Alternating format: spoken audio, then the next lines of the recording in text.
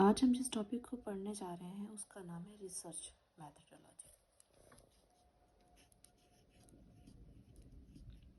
Research methodology क्या है? Research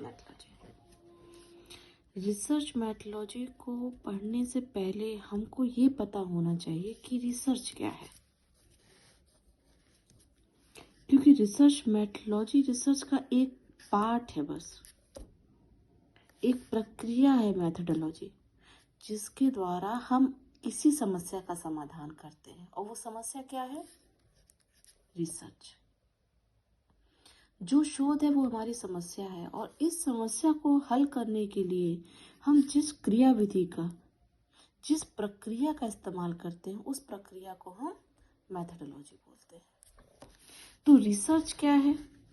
इसको हम इस प्रकार समझ सकते हैं, री प्लस सर्च। री का मतलब होता है बार बार, और सर्च का मतलब होता है खोजना। किसी भी चीज को बार बार खोजना, उसका अर्थ होता है बार बार खोजना, या किसी चीज की जब तक किसी निष्कर्ष पर नहीं पहुंच जाते हैं उस वस्तु की बार बार अध्ययन करना, उस प्रश्न पर बार बार पढ़ना, बार बार कुछ नया करना, जिसको हम रिसर्च बोलते हैं। कई लोगों ने इस पर अपने अपने विचार रखे, जिसमें L.B. रेडमैन ने कहा कि नवीन ज्ञान की प्राप्ति के लिए किए गए व्यवस्थित प्रयास को अनुसंधान या शोध कहा जाता है।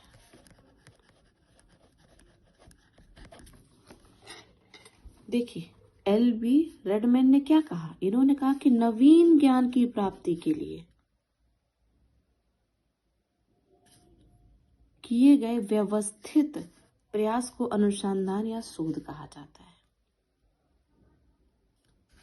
इसी तरह कई अन्य लोगों ने कहा कि शोध एक व्यवस्थित अनुसंधान है,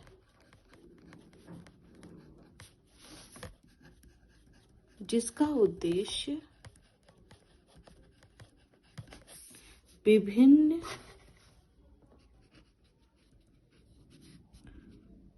घटनाओं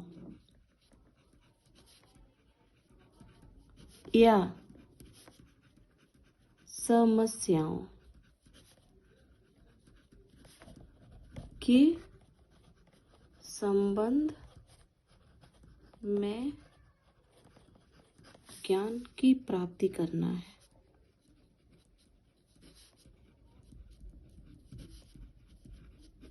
ये क्या कह रहे हैं? जो अन्य विद्वान हैं, अलग अलग परिभाषाएं सबने दी हैं। ये CA करके एक विद्वान है, उनका नाम पूरा नहीं मुझे याद आ रहा है। उन्होंने कहा है कि शोध एक व्यवस्थित अनुसंधान है, जिसका उद्देश्य विभिन्न घटनाओं या समस्याओं के संबंध में ज्ञान प्राप्त करना है। अब देखिए क्या है, इसमें बहुत सी चीजों पर ध्यान देने की आवश्यकता है। पहली बात, जब हम रिसर्च को पढ़ रहे हैं तो इसमें पहली बात जो हमें ध्यान में देने वाली है वो ये है कि क्या है? व्यवस्थित शब्द का जो इस्तेमाल आ रहा है, व्यवस्थित शब्द का इस्तेमाल आ रहा है। मतलब जो हमारा विषय है, जो हमारी समस्या है, उसको हमें हल करना है, और हल करके क्या स्वरूप देना है? उसको एक व्यवस्थित रूप देना है, एक क्रमबद्ध रूप से उसको करना है। समस्या के संबंध में ज्ञान की प्राप्ति मतलब क्या है, जो हमारी समस्या उसको हल करना है, और कैसे हल करना है, एक व्यवस्थित रूप देके। तो शोध एक व्यवस्थित अनुसंधान है जिसका उद्देश्य विभिन्न घटनाओं या समस्याओं के संबंध में ज्ञान की प्राप्ति करना है। ये तो हो गई रिसर्च की डेफिनेशंस। अब हम सिर्फ अभी रिसर्च की बात कर रहे हैं। मेथोडोलॉजी रिसर्च का एक पार्ट है जिसको हम आगे बताएंगे कि क्या है रिसर्च मेथोडोलॉजी। अब हमने पढ़ा रिसर्च क्या है। अब अगर हम किसी रिसर्च को समझ रहे हैं कि नवीन ज्ञान की प्राप्ति करना है, तो इसके उद्देश्य भी होंगे। शोध के या अनुसंधान के उद्देश्य मतलब हम क्यों करेंगे, तो शोध के जो उद्देश्य है,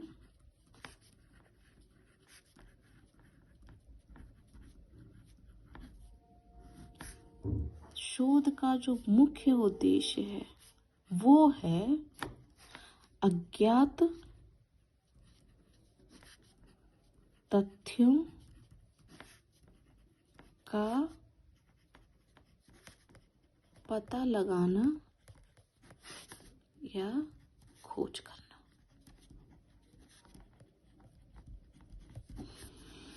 इसी चीज को हम 10 प्रकार से कहेंगे, लेकिन मेन आशय उसका यही है। उसका उद्देश्य क्या है? अज्ञात तथ्यों का पता लगाना या खोज करना।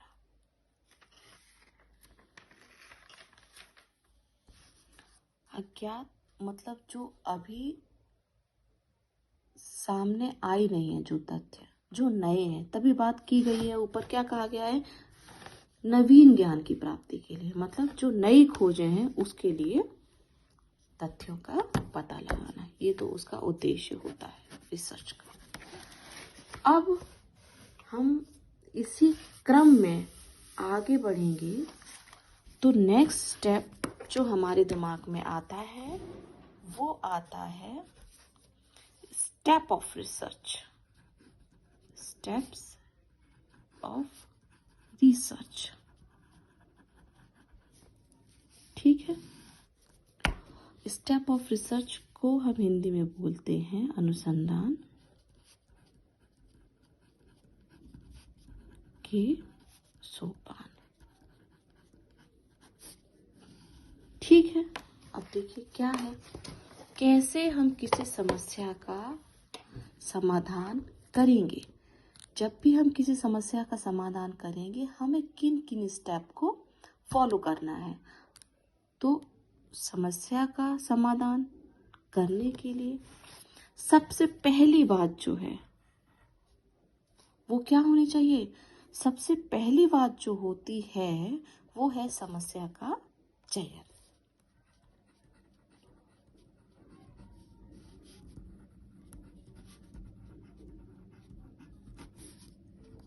Selection of problem. ठीक है, प्रॉब्लम क्या है? प्रॉब्लम है हमारा जो शीर्षक है, जो टॉपिक है, वही हमारी समस्या है। जो टॉपिक है, जो एरिया ऑफ रिसर्च हम अपने लिए खोजते हैं, जो शीर्षक हम अपना बनाते हैं, वही हमारा समस्या का चयन होता है। जैसे कि चूंकि हम इतिहास के छात्र हैं, हमारे दिमाग में इतिहास के इतने ज़्यादा विषय हैं, टॉपिक है हमारे इतिहास से रिलेटेड, जिन पे हम शोध का सोचते हैं। जैसे कि एक एग्जांपल हम लेते हैं, हमने वर्ल्ड हिस्ट्री हम पढ़ते हैं, हम एंशियंट पढ़ते हैं, मेडोल पढ़ते हैं, मॉडर्न पढ़ते हैं, वर्ड पढ़ते हैं। हमारे पास तो इतने ज़्यादा विषय हैं जिन पे हम शोध कर सकते हैं, और सबसे ज़्यादा इतिहास में शोध की गुंजाइश भी है। क्योंकि सबसे बड़ी बात, गुंजाइश क्यों है इतिहास में शोध की? क्योंकि इतने ज़्यादा वो है, मतलब वाइसनेस है हमारी हिस्ट्री में। इतिहासकार आए, उन्होंने एक नया स्टेटमेंट दे दिया किसी भी एंशियंट टाइम पीरियड के लिए, किसी शासक के पीरियड शासक के बारे में। एक और इतिहासकार आए, उन्होंने अपना एक नया स्टेटमेंट दे दिया। तो स्टेटमेंट में क्लैश है, टॉपिक्स में क्लैश है आपस में, इसीलिए समस्या से निपटने की हमारे पास गुंजाइश ज़्यादा है।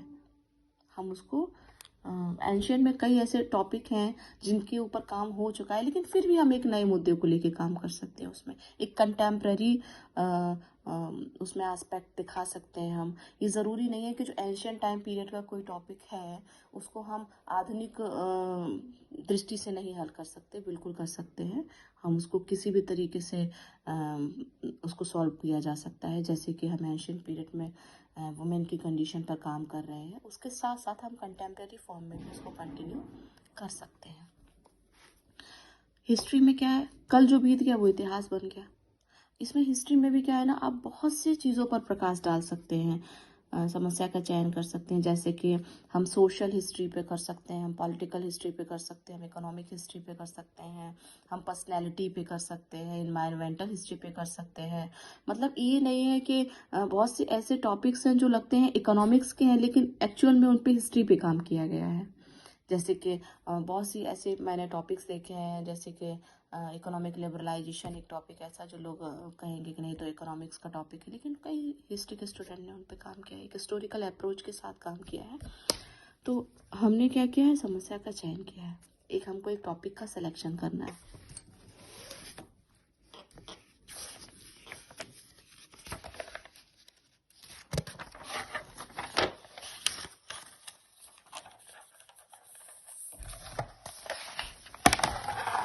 इसके बाद जो सेकंड स्टेप है वो है उद्देश्य की पहचान करना।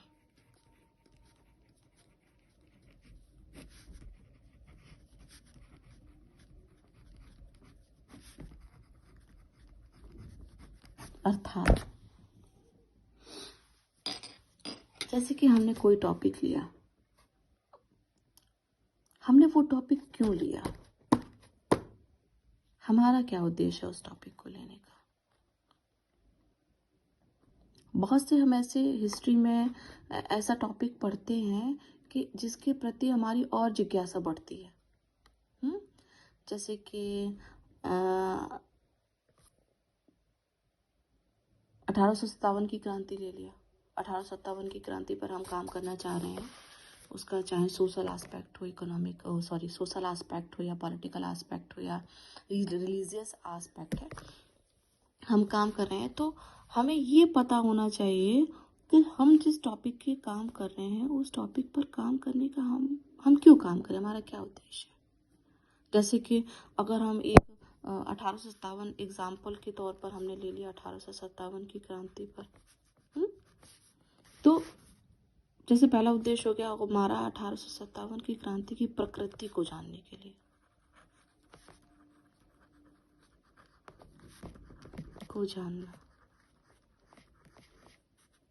ठीक है।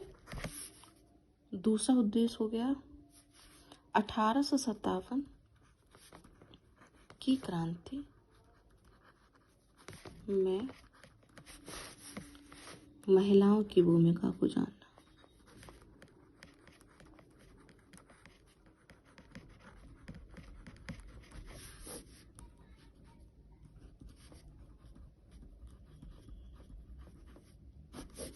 या 1857 की क्रांति में किसानों की भूमिका को जानना।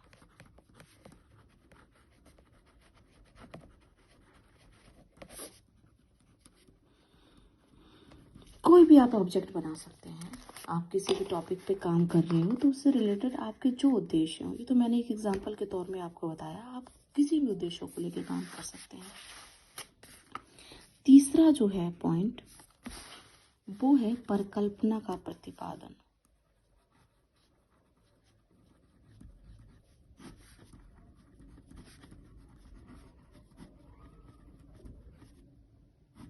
ठीक है,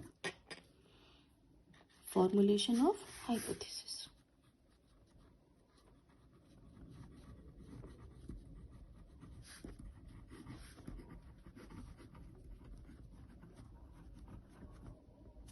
ठीक है, ये जो है पॉइंट, इसका क्या आशय है? इसका आशय ये है कि ऊपर जो आपने उद्देश्य बनाए हैं उस उद्देश्य से रिलेटेड आपकी क्या परिकल्पना है, आप इस टॉपिक के बारे में क्या अपनी अप्रोच रखते हैं, आपको क्या लगता है? आपको क्या लगता है कि 1857 की जो क्रांति है उसके बारे में आप क्या सोचते हो? ये आपकी सोच है, ठीक है। जैसे कि एक एग्जाम्पल के तौर पर आपको बताना चाहूंगी, आपने पहला उद्देश्य रखा कि 1857 की क्रांति, प्रकृति को जानना, ठीक है। आपने एक परिकल्पना अपनी बना ली, 1857 की क्रांति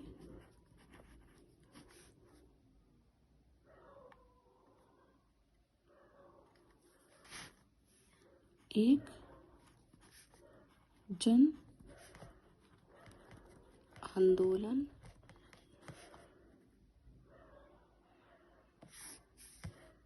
थी। ठीक है, आपने ऑब्जेक्ट वो बना लिया, हाइपोथेसिस। दूसरा, जैसे कि आपने, मैं सिर्फ एक आपको एग्जांपल्स बता रही हूँ, ये नहीं कि मैंने ये बनाया है, ये आपको बताया तो आप इसी से रिलेटेड बनाइए, ये आपकी अपनी सोच है। मेरे पास एक एक टॉपिक आ गया तो मैं उससे रिलेटेड आपको एग्जांपल्स बता रही हूँ। जैसे कि आपने ये बनाया 1857 की क्रांति में महिलाओं की भूमिका, आपने इसका हाइपोथेसिस बना लिया कि 1857 की क्रांति में महिलाओं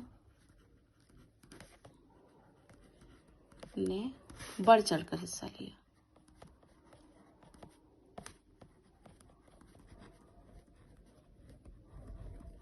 ठीक है ना। ये अपनी अपनी अप्रोच है, आपकी अपनी हाइपोथेसिस है।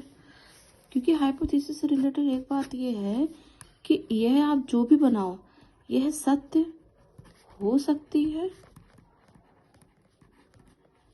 और नहीं भी हो सकती है।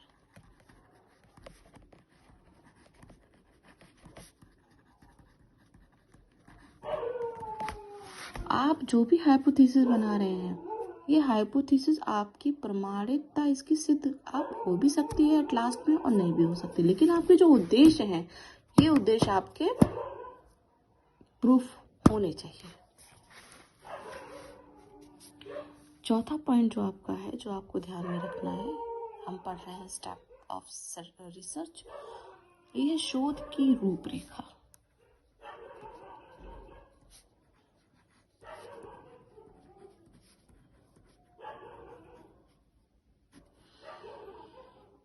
जिसको हम लोग बोलते हैं डिजाइन ऑफ रिसर्च।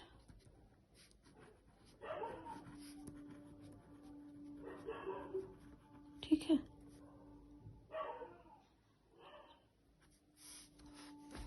अब देखिए शोध की रूपरेखा के अंतर जो पॉइंट आते हैं, इन्हीं में हमको किन किन बातों का ध्यान रखना है। पहला ध्यान रखना है, इसमें शोध की विधि बताएंगे, शोध की विधि का ध्यान रखना है। दूसरा पॉइंट क्या ध्यान में रखना है, मात्रात्मक तकनीकी का।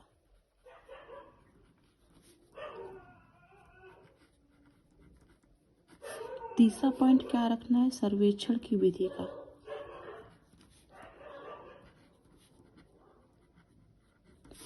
और क्या रखना है, अध्ययन के विभिन्न स्रोत। अब देखिए इन चीज़ों में हमें कैसे कैसे क्लियरिटी आएगी, क्या करना है। जब हम डिज़ाइन करेंगे किसी रिसर्च को तो शोध की विधि मतलब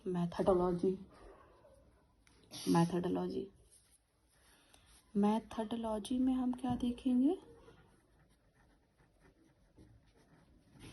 कि जो टॉपिक हमने लिया है, जिस टॉपिक की हम बात करें उसमें हम किन किन विधियों का इस्तेमाल कर रहे हैं। आगे हम पढ़ेंगे कि कौन कौन सी विधियां हैं, वो मैं आगे इलेबोरेट आपको करूंगी इंडिविजुअल।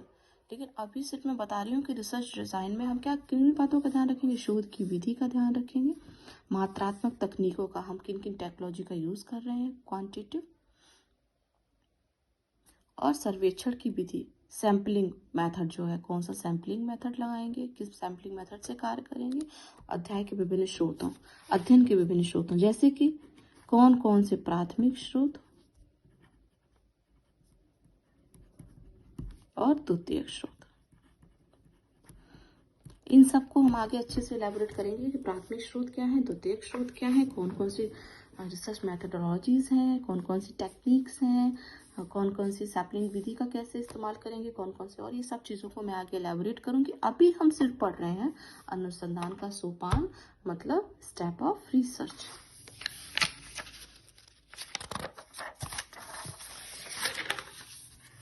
अब इसके बाद जो पॉइंट आएगा हमारा 5th पॉइंट, जो हमें ध्यान में रख के चलना है, वो है साहित्य का पुनरावलोकन।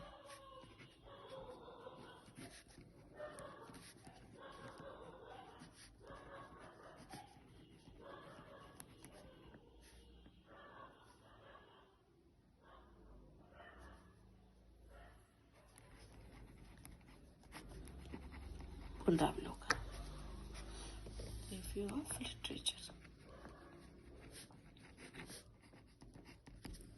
इसमें क्या करना है, इसमें हमें ध्यान रखना है कि शोध समस्या से संबंधित उस साहित्य का क्रमबद्ध अवलोकन प्रस्तुत करते हैं। इसमें जैसे जो भी शोध का विषय लिया गया है, जो भी शीर्षक आपने लिया है, उस टॉपिक से संबंधित साहित्य का अवलोकन करना है। मतलब कि जैसे हम पीछे बात करते चले 1857 की क्रांति से रिलेटेड अगर हमने कोई भी टॉपिक लिया है जिस पे हम काम करना चाह रहे हैं, उससे रिलेटेड हमें जो भी लिटरेचर अवेलेबल है आपके पास, उस लिटरेचर का पुनरावलोकन करना है। जैसे कि आपका कोई टॉपिक है, वो टॉपिक से रिलेटेड और क्या साहित्य अवेलेबल है, और उसमें उस राइटर ने उस टॉपिक के किन पहलुओं पर प्रकाश डाला है, और आपका जो टॉपिक है वो उन राइटर्स ने जो काम किया उससे कैसे पृथक है। जैसे अगर आपने भी किया 1857 की क्रांति महिलाओं की भूमिका, उससे रिलेटेड 10 लोग और काम कर चुके, तो आपको ये भी दिखाना है कि उन्होंने महिलाओं की इन पॉइंटों पे प्रकाश डाला है और मैं महिलाओं की इस पॉइंट पे प्रकाश डाल रहा हूँ। महिलाओं से रिलेटेड भी बहुत काम, जैसे कि आप कह सकते हैं एलिड वर्ग की वुमेन्स को ले सकते हैं, मिडिल क्लास वुमेन ले सकते हैं, निम्न वर्गीय वो महिलाओं को ले सकते हैं, किसान वो क्या कहते हैं कृषि महिलाओं को ले सकते हैं, दलित महिलाओं को लिया जा सकता है, आदिवासी महिलाओं को लिया जा सकता है। मतलब हर क्षेत्र में आपको क्या करना, बहुत से ऐसे पॉइंट हैं जिनको लेके आपको काम करना है। इसके बाद पॉइंट आता है आंकड़ों का संकलन।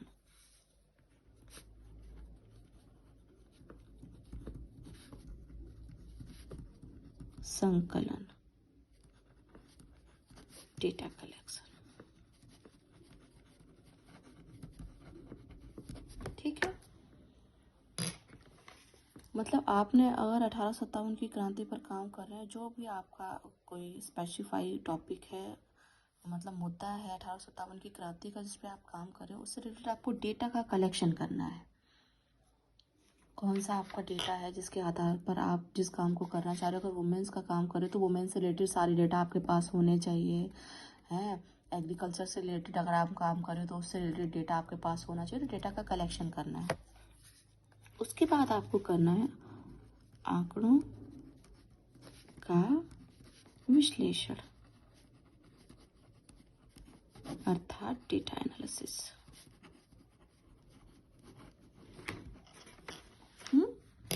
डेटा एनालिसिस करोगे, जो आंकड़े आपने इकट्ठे किए हैं उन आंकड़ों का आपको क्या करना है, अब उसको एनालिसिस करना है, उसका विश्लेषण करना है। उसके बाद जो 8वां पॉइंट है वो है निष्कर्ष एवं सुधार। कंक्लूजन एंड सॉल्यूशन, जो कि आपको लास्ट में देना है। उसका कंक्लूजन क्या है और उसमें रिलेटेड जो समस्याएं आ रही हैं, जो आपको लग रहा है ये समस्या उत्पन्न हो रही हैं जो नहीं होनी चाहिए, तो उसके रिलेटेड आपको अपना एक सुधार का क्या देना है, एडवाइस भी देना है। यहीं पे इस टॉपिक को हम ख़त्म करते हैं। Thank you.